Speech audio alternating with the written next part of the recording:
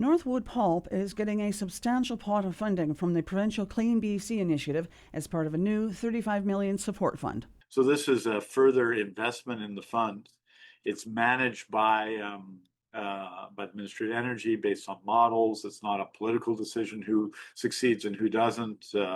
They have an assessment system, and the system's worked fairly well, and the economic benefit and the climate benefit to the province have been significant.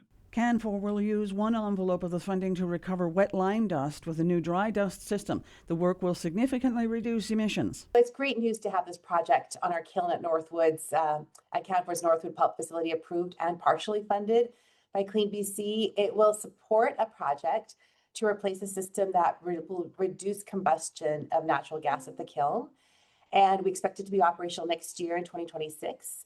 The results that we expect is to have the equivalent of about 3,700 vehicles off the road over the following 9 years from 2026 to 2034. Nearly 40 projects across the province have received funding on a competitive basis. These are some of the best companies in the province and the best projects in the province, and they're judged on the value of what they're proposing, on obviously its emissions reduction as well, but it's also its economic value.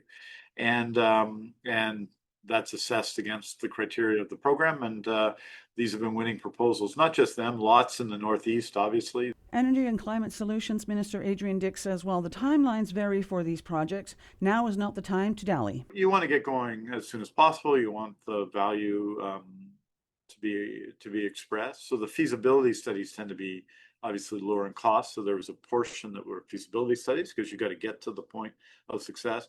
But when you're funding close to $1 million for a project, which is then supported by millions of dollars by in that case, Canfor, it has real value. You want to proceed as soon as you can. Many of the projects received funding for feasibility studies, including 2 for Canfor Pulp. It's going to have an impact. And, there are 2 additional studies that were also emissions focused, and they partially fund our efforts and our work, and they will make a difference. And so we're pleased to have that funding. Those 2 projects are valued at $56,000 and $274,000.